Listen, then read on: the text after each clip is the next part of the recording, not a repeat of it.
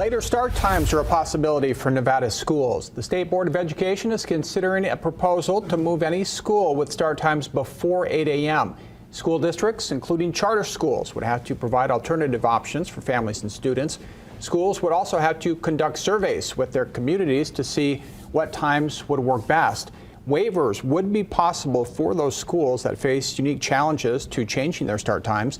The school board will meet again on November 1st. A vote on the proposal hasn't been scheduled, but if it passes, it would be implemented in the 2024-25 school year.